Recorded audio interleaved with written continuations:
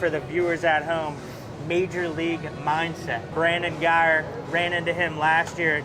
We didn't get to talk too much last year. No, we didn't. Glad we did this year, though, man. But I've definitely been following a lot of your stuff over the years. Likewise. And we're basically doing the same thing. It's just physiology versus psychology. And everybody always says, like the cliche, baseball is 80% mental, right? It might even be more than that. That's true. And I run into, problems, so to speak. We were talking a little bit last year about not having to navigate that. So from a science standpoint, I can know what stimulus is in the weight room to do to get certain adaptations. But the brain works the same way, and that's your bread and butter. That's how you're building your career now after you're playing, and that's a lot of the components you talked about you worked on at a young age.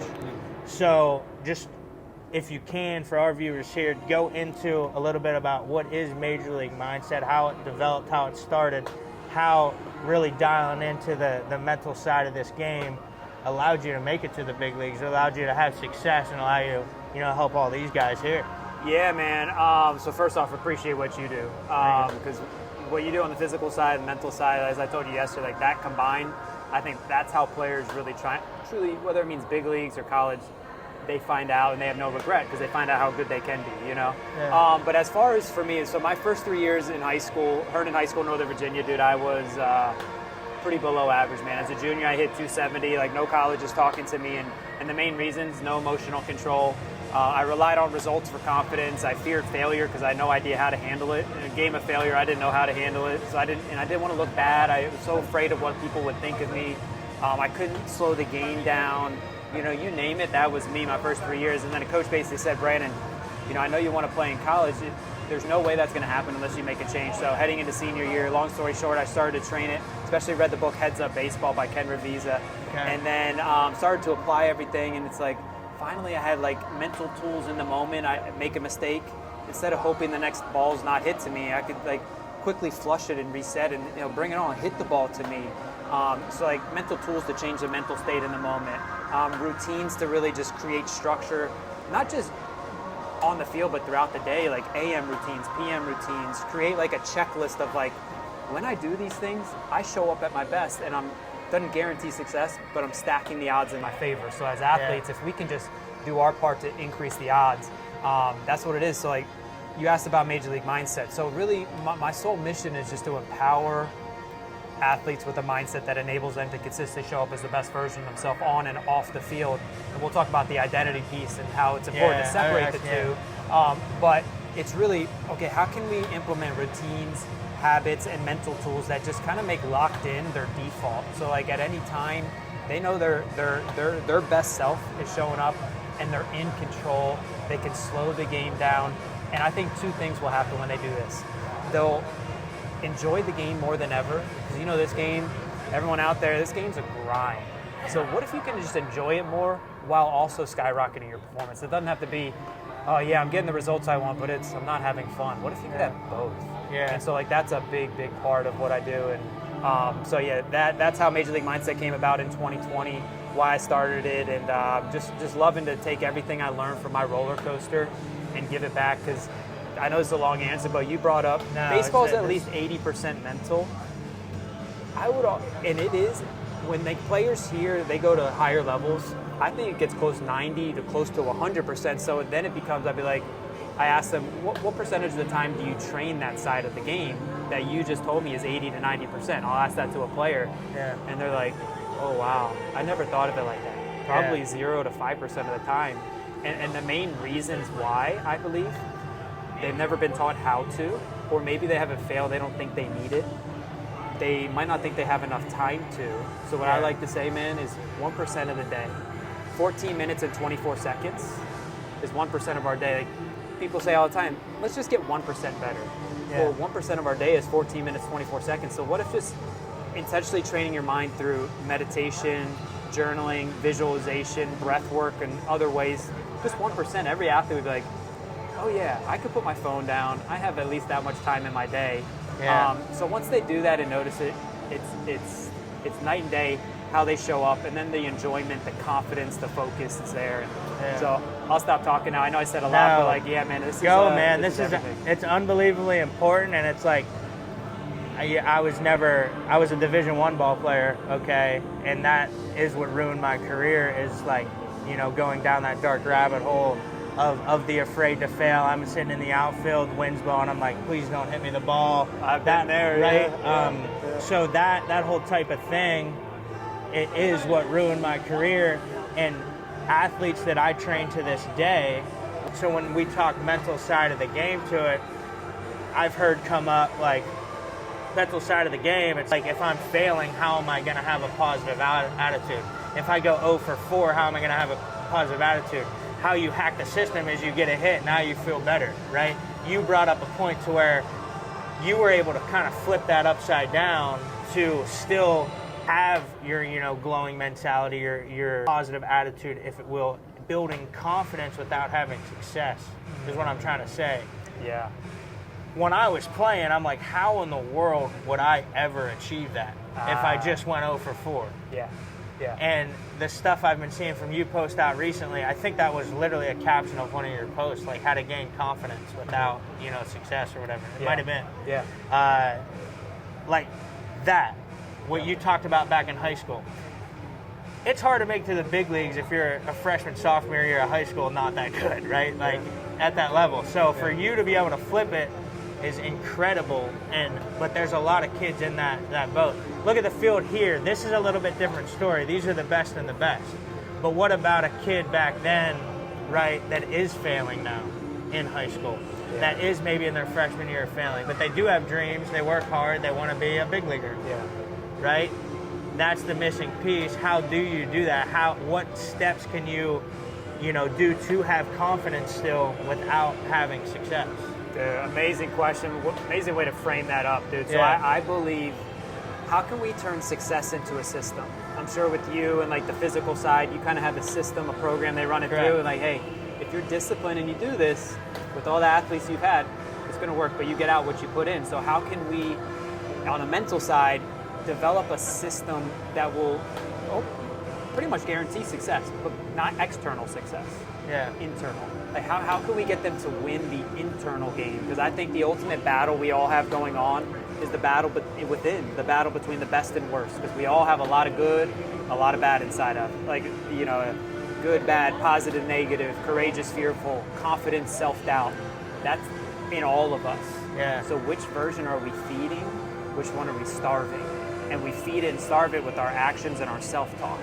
So when you talked about, how can I get and have confidence when I'm 0 for 4, or I'm in a little rut now, and I haven't got a hit, or I haven't pitched good, or I'm making defensive errors? How can I have confidence then? So what I like to tell with athletes is, I ask, do you play better when you have more confidence? Yeah. Do you rely on results for confidence? I do. I was like, been there. I know what that's like. Yeah. The majority do. Well, first off, confidence, we got to know what confidence really means. So confidence comes from the Latin word, it means confidere, and that means intense trust. But when I was younger, I used to think, confidence. I work hard, I out-prepare everyone, I'll have this intense trust, but that everything will go good and perfectly because I'm so prepared. But it's not that things will go perfect, it's that you have what it takes to handle any outcome. Yeah. And that's a true inner belief that, I get goosebumps as I say it, because it is so real.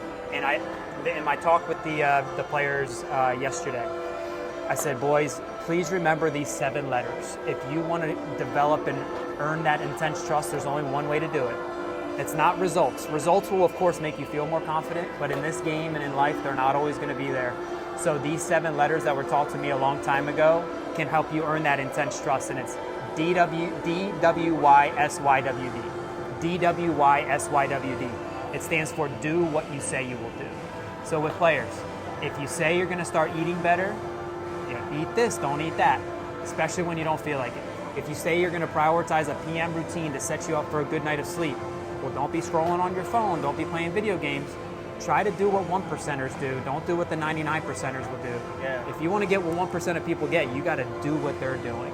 If you say you're going to control the controllables and have good body language when things aren't going your way and respond powerfully to an umpire bad call, or if you're pitching, you get a double play ball and the defense makes an error behind you, or an outfielder makes a horrible rat and a guy that gets a double or triple. You say you're going to respond powerfully, do it. Yeah. Like all these things, if we say we're going to do them and we do it, what happens? Every time we earn a sliver of trust. Then that becomes, it's like we're keeping promises to ourselves. That becomes our backbone when life brings us the real thing, when we're really tested. And so I believe if players can do it, just like in any relationship we have, if you say you're going to do something, whether it's a girlfriend, significant other, whoever, and you do it, they trust you. But if you consistently don't do what you say you will do, that person's going to lose trust, or we're going to lose trust in a person. I think the same thing goes inside, because we can't trick our brain. This thing knows. Are you showing up? And when you really want to, I was talking to the boys about a flip the switch routine into your best, most confident, powerful self, kind of like Kobe Bryant, Black Mamba, Justin Jefferson, Jets. Have an alter ego you can flip the switch into, but it won't hit as hard because your brain knows if you haven't been doing the little things that keep you plugged in and dialed in.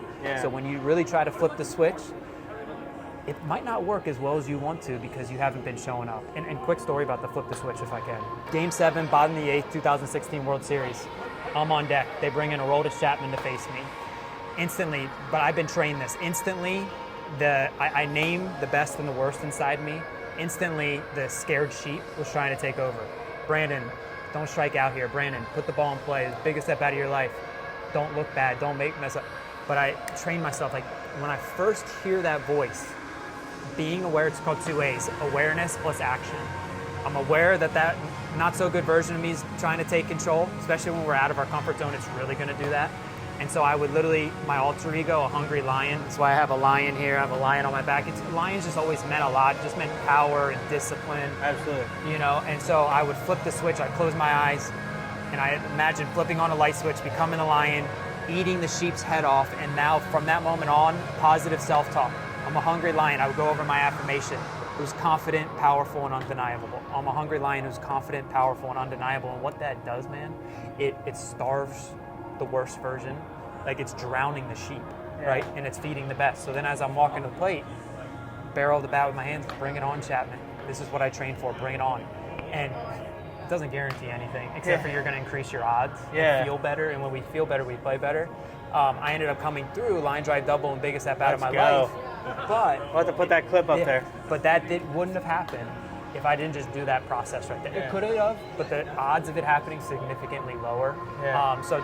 But to come back full circle, that trust, that confidence to not rely on results, DWYSYWD. Do what you say you will do. It's so simple, but it's so powerful. You know, that's something you can take in every part of life too, right? Like me as an entrepreneur, right, as a boss, hiring people, that's what I look for. It's like if you say you're going to do something, it needs to be done. I was telling the ladies, the girls that are with me now, it's like there was this guy, bigwig, talking last night, you know, makes all this money, right? Super successful career. He told me he was going to do something, connect me with a guy, and it's like normal conversations when you're just shooting the shit, like talking. A lot of that stuff doesn't come through, right? Like, hey, I'll connect you with this guy, get this. I get a call like 10 minutes later from the guy he said he was going to connect me with, and I was like, oh, wait a second, like, that's the real deal right there. That was just a brush-by conversation, gave him a phone number. Instantly, I get a call from the guy he told me about, and I'm like, Jesus, that's like why this guy might be so successful, success right? Leaves clues. Yeah. Success leaves clues, and it's like that type of thing when you talk about, you know, the belief in yourself. Oh, yeah. That's a standard where it's easy to just let down. Love that word, standard. Yeah, that's a standard. It's easy to let down, and that's something me as a coach, right, I need to get better at, right? Like with my own self, like a goal of mine throughout this is to get in super elite shape. You know what I'm saying? Because as I was building the business, excuse after excuse, right? Focusing on others, trying to do this, let your own fitness go, let your own thing go. So that's something where it's like, okay, now that's a promise I made to myself, a goal of mine, to where it's like, hey, now I'm going to start working on videos. I'm going to start doing the demonstrations.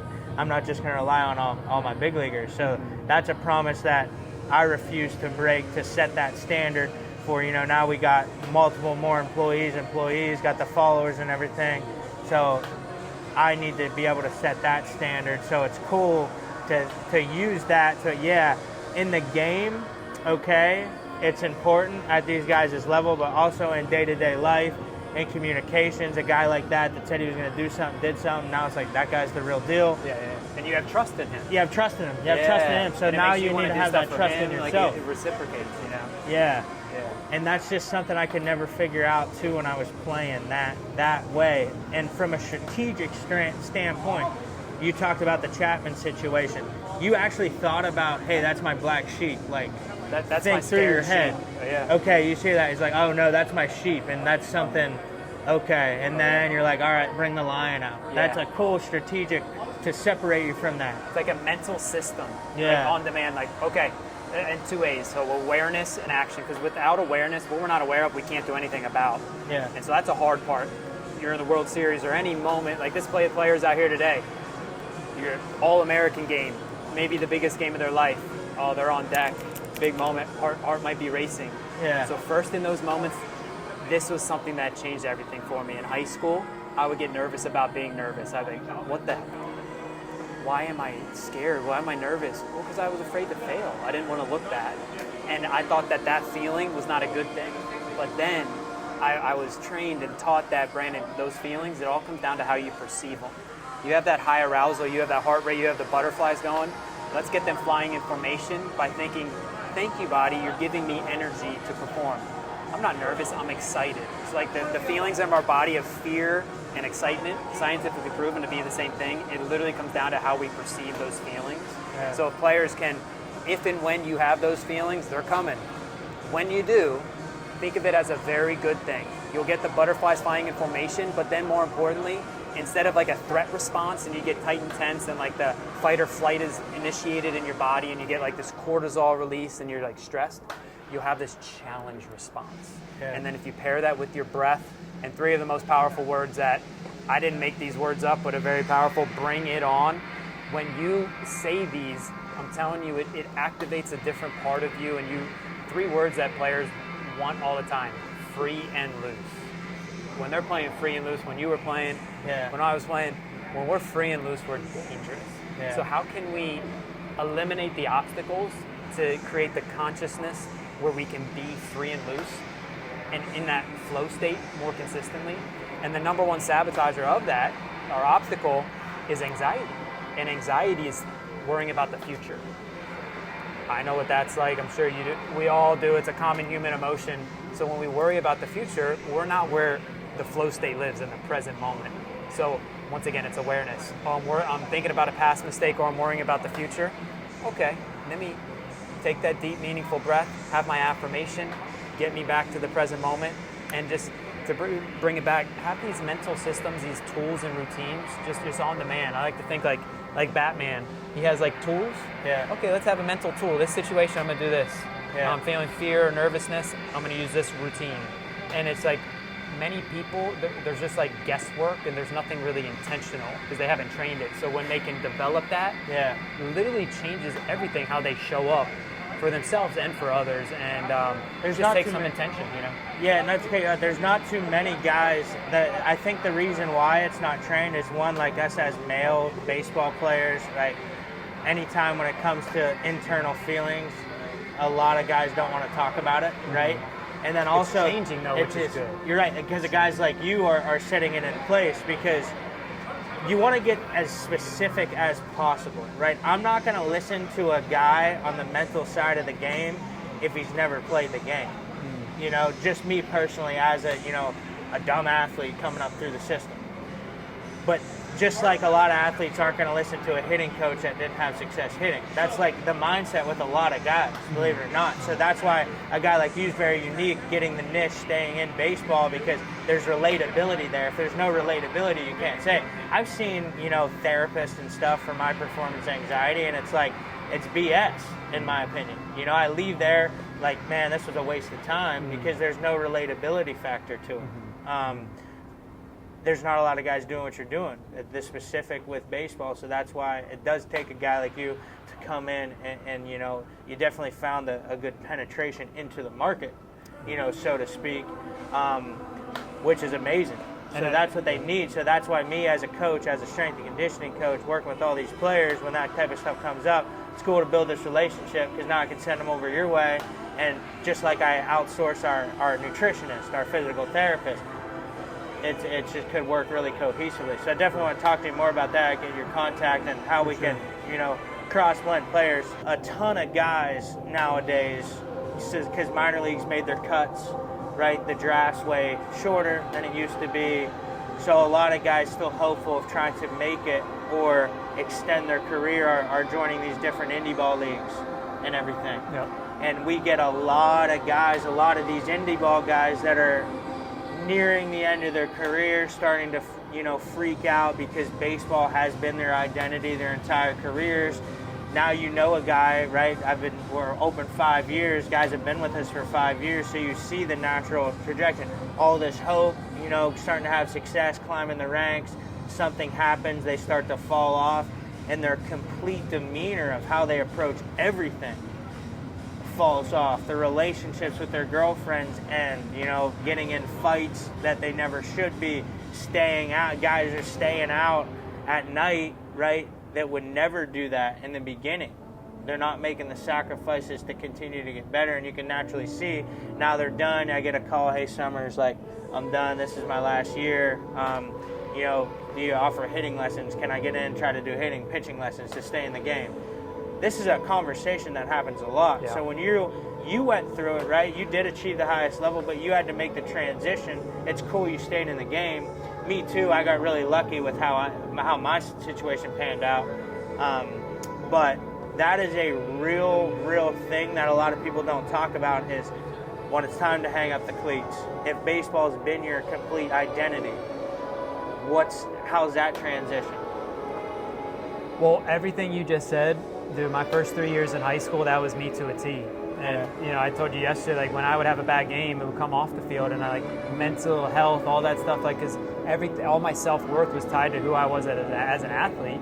Just so many, we want to be the best version of us as a player. But it's equally as more important, actually, to be the best version of us as a human being. And a big thing I like to say, it's not about winning, it's about becoming a winner. And, it's funny, you were talking about New Zealand earlier. So are you familiar with the All Blacks rugby team at all? I think that they're based in New Zealand. Yeah. Statistically, the best team of all time in any sport history, 78% winning percentage. And their motto of the best team of all time is better people make better All Blacks. Yeah. And so that we talk about success leaves clues. That leaves a lot of clues. So it's not about winning, it's about becoming a winner. So how do we do that? Well, we develop the mindset and the identity and the character of a winner. And we really get great self-awareness, okay, how can I separate the two? So how can I be, I want to dominate, I want to be the best player I can be, but not tie everything to that. I also want to show up in my relationships and everything else as that best version of myself, right? And so being able to separate the two, then I call it change clothes, change identities. So we get to the field, your day before you get to the field, you as a human being. For me, I wanted to be a loving father, husband, and friend. Okay, I get to the field. Yeah, I want to still be a good person, but I'm putting on my clothes.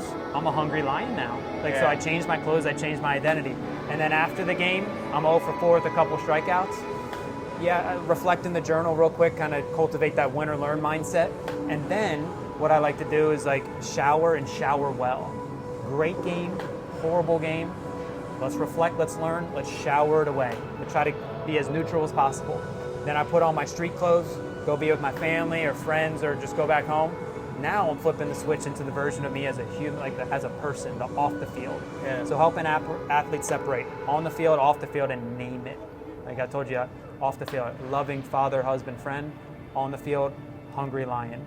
And just trying to determine the qualities I embody with those and just show up like that. Yeah. And the big part of this, dude, I'm not close to perfect. None of us are going to be perfect with it. So not striving to be, I got to perfectly show up like this. Having the standards, like you talked about, super high, but at the same time, knowing we're going to fall short. And if and when we do fall short, let's just reflect, let's learn, because that very wisdom and learn can then help us win in the future. So like I said, win or learn, it can turn into win or win. And so this is just another way of when we create these different identities on the field, off the field, our self-worth isn't tied to that. Man, we just show up differently. And those two things I said earlier, we more enjoyment for life, for the game, and then as a byproduct, because we win inside first, more of the external will come our way, and that's what else can you ask for, Yeah, two things on that. I mean, that's a super unique point of view that I've never even thought about. So you're like, just going back to the shower situation to be able to start turning those switches. You're using a legit external cue of a shower to prime your mind. That and putting on clothes. Which is super clever way of thinking about things. Like the black sheet thing, you're thinking about that. Like you're using different cues to trigger different responses and something physical. behaviors. It tells your brain you're in control. That's brilliant, and that's a very good separator. Did you ever, I think it's the inner game of tennis. Yeah. You talk about breathing a lot, and it's one like of my favorite books. Yeah, self 2, self 1 type of player, how they are. Like, I bring that up, a little bit of a tangent, like when guys are doing their skills training and everything, doing all their drill work and stuff, right? Like, hey, that's, your self 1. And then when you go into a game and compete, you have to turn into a self 2 flow state player. Like the best players are flow state guys. So you can't be up there in the box, classic example, thinking about your mechanics when you're trying to hit 100 mile an hour. So that's a cool distinction from that book that I had taken, and it's a similar thing. So you're saying basically, if you get in the habit as you're playing, being able to turn those switches on and off, it's just going to be an easier transition when it's all said and done to, I've been doing this. I've turned my hard switches on and off to where now I do have, baseball isn't my only identity. I have this. That's very important. And just like with what you do, the more reps you get, the better. So you got to just rewire your brain, because maybe for so long you've been doing the other and carrying on the field stuff off the field. Well, it's just through daily action and creating new habits. Well, that's just who you're going to turn into, and then just having those high standards is huge. And what you talked about with the self 1, self 2, I like to think of it, learned this concept a long time ago, training versus trusting mindset. So I like to think there's 3 stages, prepare, compete, reflect. And so the prepare stage is the training mindset. You're thinking the mechanics, you're training, right? Yeah. The compete stage, the trusting mindset, flow state, trust the work you've put in physically, mentally. Just go out, you're kind of instinctual, free and loose, present moment. Reflect stage, win or learn mindset. So, it was 0 for 4 game, 3 strikeouts, or I pitched 1 inning, gave up 5 runs. Okay. First, what went well, like quick journal session. And players can do this literally in their head, or if they like the journal. Okay, what went well? It's always starting with what went well. What are a couple things I could have done better? What are the adjustments I'm going to do based on that? And then you're leaving success notes for your future self. So like, say it was a great game. This is what I did. So a month down the road when you have a stretch that you're not doing good, I can go back a month. This is what I did. So it's not guesswork. So those 3 stages, like what you talked about, I really thought can go a long way for players. And once again, flipping the switch so you can just show up at your best for yourself and others on and off the field. It's a very powerful process, and usually when I work with players, it's one of the absolute first things I talk about.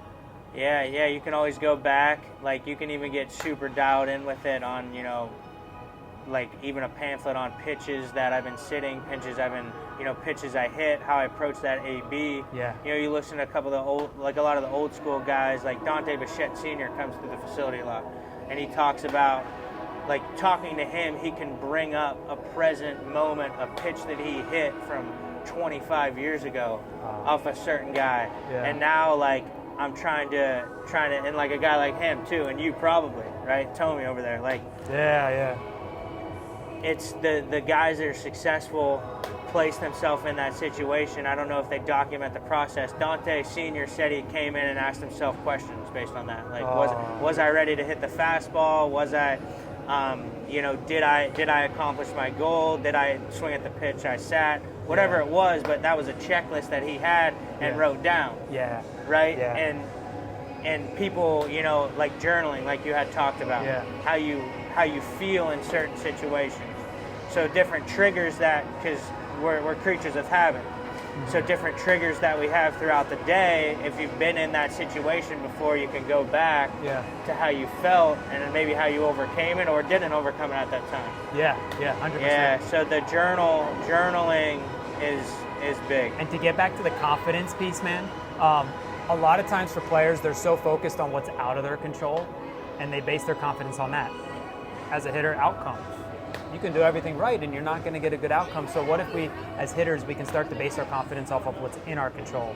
Our pre-pitch routine, our breath, our self-talk, flipping the switch, having a quality at bat, move the runner, 7 to 8 pitches, hit the ball hard, sack fly, like looking for ways to get quality at bats. And then you come back and say you have a little journal, keeping track of your quality at bat average, what's in your control, rather than hits and outcomes. Then you're basing your confidence off of what you can control, and that goes a long way. Because then if you're focusing on other people, which used to hold me back more than anything in high school, if you're focusing on end outcomes, that kind of stuff, that stuff controls you and it lives rent-free in your head. Yeah. So it's like you're literally, if you could give power, like take away power and give it, when you focus about that, you're giving your power to that, and like your power meter's just dropping. Yeah. So like just bringing that power, keeping that power, and it's a basic control the controllables. It's simple in theory, harder in practice, but if players really are relentless and obsessed with controlling the controllables, it becomes a skill. I like to think it's the number one mental skill. And any skill we want to get better at, you just need intentional reps. So like looking at life as the training ground to become great with your attitude, your body language, your self-talk, your responses to adversity, and then just being, okay, coming into the game, pre-game journal, what controllables this is part of the journal process, what controllables will I dominate today? So like that's your scoreboard for success. So after the game, you grade yourself 1 to 10. How did I do? Oh, I said I'm going to dominate my self-talk, my breath, and my body language. After the game, 1 to 10, how did you do with the controllables? And then the more time that's in the 7, 8, 9, 10 range, more so than not, those outcomes, you'll start to see a transition. Your way. Yeah. So. And you brought up a good point in that leads me to my last thing that I wanted to talk to you about. Playing for other people. Okay, you said that you felt like you were doing it for other people, right? Correct? Or you had that in the back of your mind, you didn't want to let other people down? Either that, or I was so focused on what they thought of me, and I was afraid to make a mistake, whether it was coaches, teammates, other people, And so this brings up a thing I run into every day. Dads. Okay? We have a no parent policy in our high school groups, into our facility, so they're not allowed to come in. At all. At all. They can come in for the assessment, but they're not allowed to be in there. Yeah. I love that. Yeah. But I love the dads out there too. What you start to understand is these kids will start to, open up to you about what's going on, when they do receive failure, the car ride home after games. And some of the stuff you hear is unbelievable, right? Like we had a very talented kid that should have been out here one day, just quit baseball, very recently, just because it wasn't even his dad, it was his stepdad, how his stepdad was treating him, after he would go out and fail and just completely got burnt out from the game. A kid that 2 years prior, in there at 4:30 a.m. before school, grinding his ass off, extremely talented, low 90s arm as a junior in high school, to start receiving that from his stepdad, and it exited him from the game, right? And I don't even know if the kid went to college. I got to follow up on this kid, but like just to go to school. Yeah. I see that a lot. I see, different components, not to go too far down it. A kid I trained, I was at an event, not PBR, it was a different one, Prospect Select. We're eating, kid and his father comes up that we trained back home in Clearwater, and his dad's talking about how all those guns are off, there's no way he hit, 85 today, and you just see the kid to the side, his life, because he's all excited because he hit 85 on the board, and it's just like devastating. And it's like the guy beside me who was a part of the organization, like, no, he hit 85, it's right here, like our guns are good, we got TrackMan.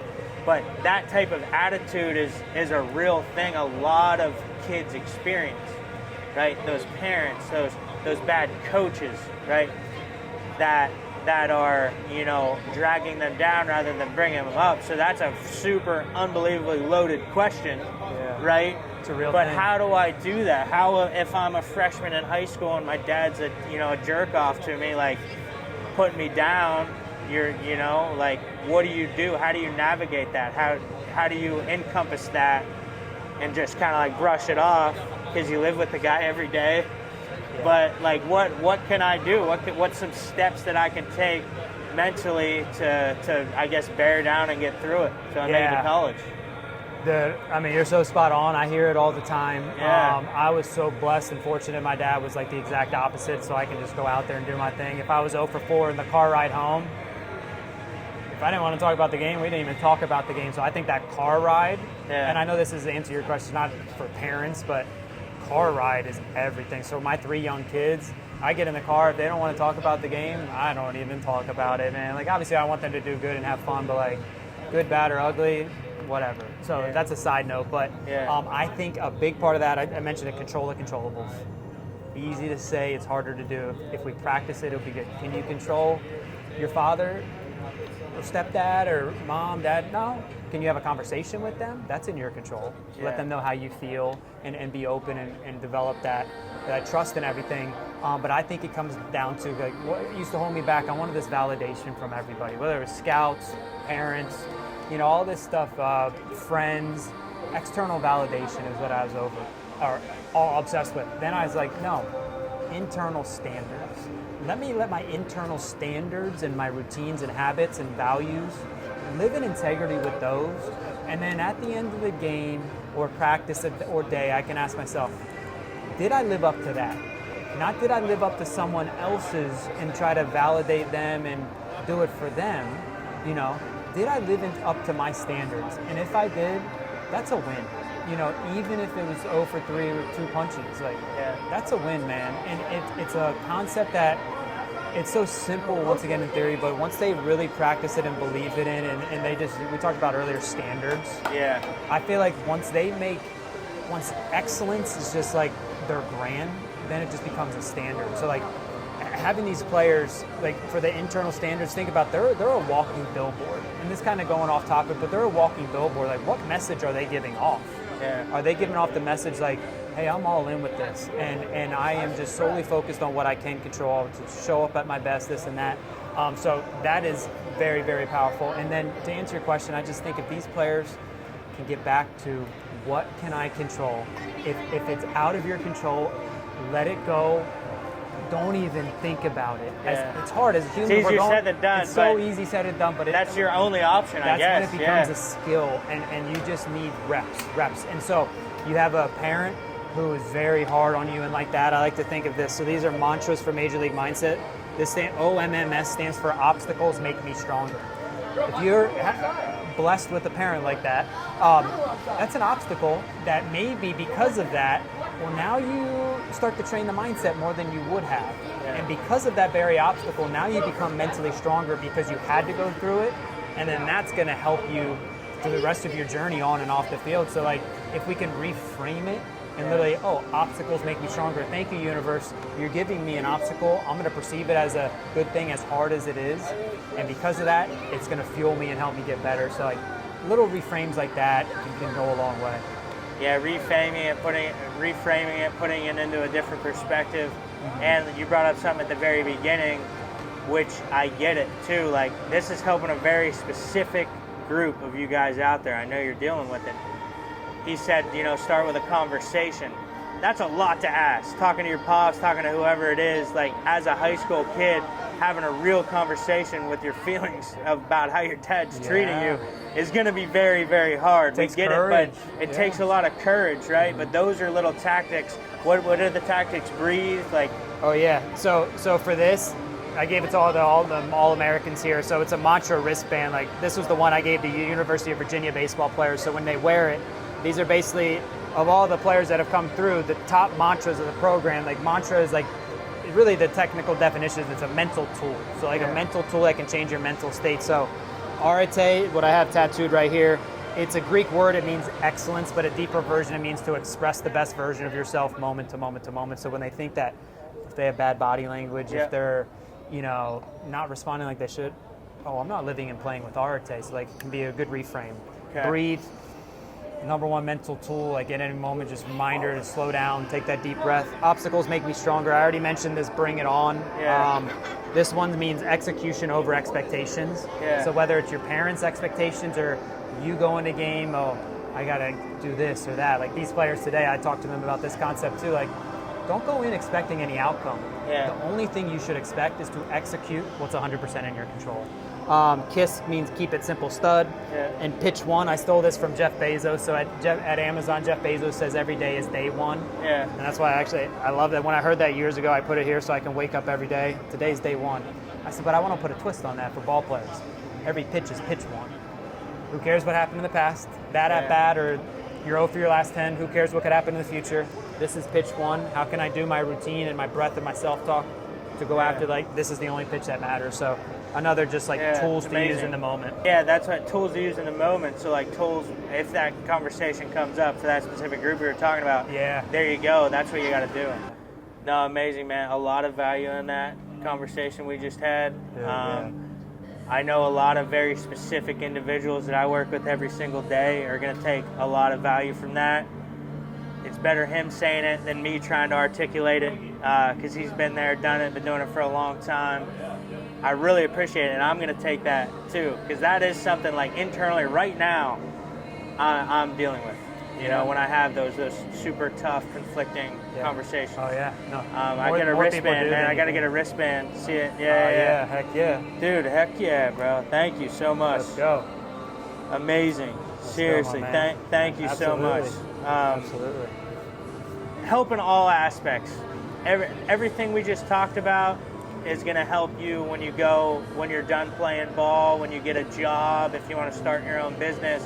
That's a crossover, and you have a cheat code now too when you're doing the entrepreneurial side of the things as well. You can look back onto those lessons that helped you get to the baseball's biggest stage. You can look onto them on how to grow your own business. So that's a cheat code in itself. I love that you brought up the word cheat code, dude. Yeah. Because like with them going through a strength training program like you have, how many people have access or really do that or invest to do that? Probably not many. That's a cheat code for strength training. Yeah. With the mental side, how many have set, deliberate, pre-game, in-game, post-game, AM routines, mental tools like their breath and mantras ready to go at hand? 1% probably.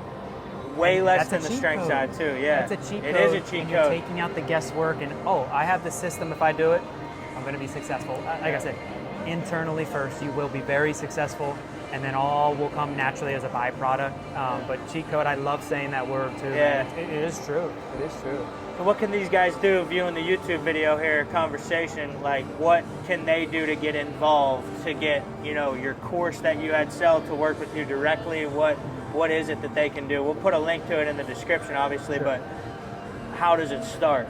Yeah, so the biggest thing I do is an 8-week live online training, and I do typically 2 to 3 a year. The next one is December 7th. So from right now, it's at a couple months from now, and basically any amount of players can sign up. We're live once a week on Sunday nights. They get access to that, all the recordings. I have a big 98-page workbook that they get all the worksheets and to drive home the content. They get access to the Major League Mindset app where we talk about journaling and routines. Everything is in there. They can create their own checklist for success. And dude, it's for players of all ages. Anyone who, whether you're crushing it right now or you're struggling and going through a grind on or off the field, it's for everybody who is looking for that cheat code, who is looking for that edge, that if you want to truly become a 1%er and get what only 1% of people do, this is that. And you pair it with the strength side, the physical side, and that's how you unlock yourself. And at the end, if that means D1, if it means JUCO, if it means D2, D3, minor leagues, big leagues, you can at the end of your career have no regret because you found out how good you could be. Not how good someone else, you were your best, and that's what it's all about, and it's different for everybody. Then I like to say, hey, God willing, I do all this work, good things happen. You don't know, but at least you know you did your part, and that's pretty much why I do what I do, and that's the 8-week program with Major League Mindset. That's cool. 8 weeks, because most strength programs are 8 to 14 weeks, so this can go literally together. Like they could get a program, whatever it is, baseball mass program on our stuff, and line it up in congruency with, the Major League Mindset program. Now you're knocking off all boxes. We want to do that. One-stop shop. Nutrition, physiology, psychology, everything.